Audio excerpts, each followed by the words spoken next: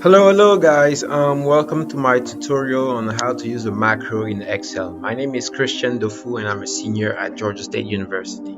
The first thing that you want to do is to make sure that this developer tab is visible. If it's not the case, you need to go to File, scroll down all the way to Option, and click on Customize ribbon, and just make sure that your developer tab is clicked.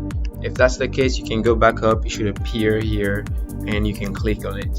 Once you click on it, if you look at the top left corner, you should see record macro, use relative references, and macro security.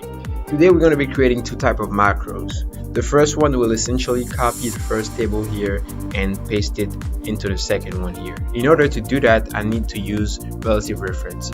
So I come here and I click on it, left click on it so it's active, and now I'm ready to record my macro. So I'm going to click on the record macro.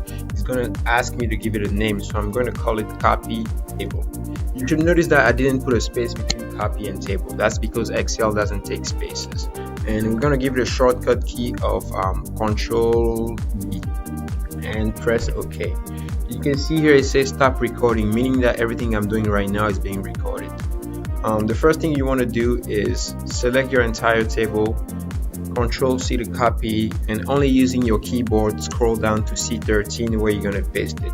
Once that's done, click 2 times on the cell above and click right back on the A, and you can stop your recording.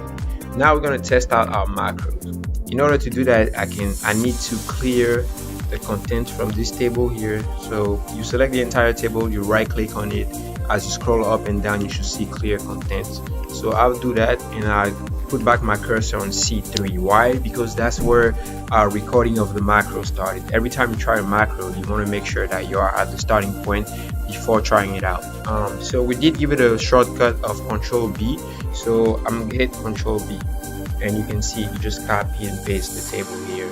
Another way you can do that is, let me clear this first and come back on C3, and here you see macros at the top left corner. You can click macro. It should provide a list of all the macros that you created, and next to it there's a run button. If you click run, you should just copy the table again.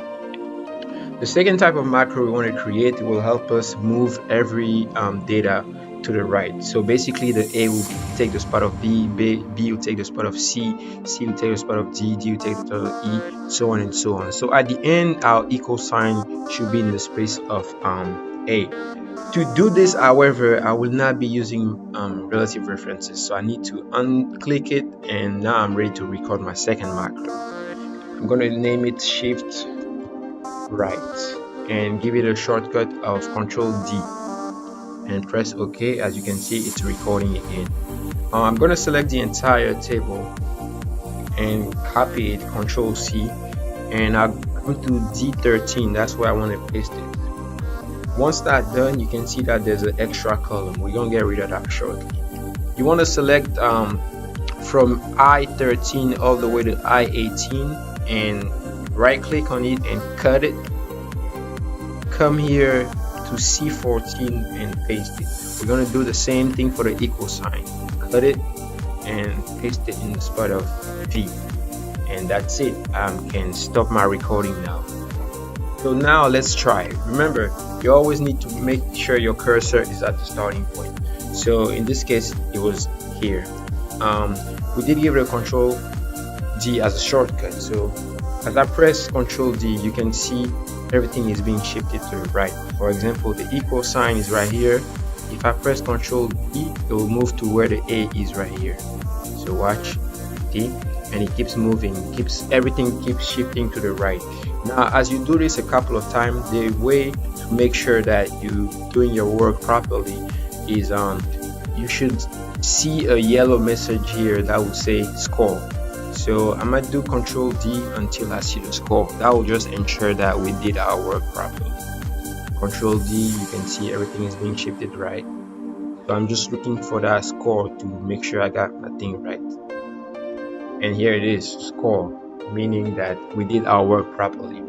So that was it. Today we talk about how to create a macro that can help us copy a table, and the second one helped us shift our data to the right.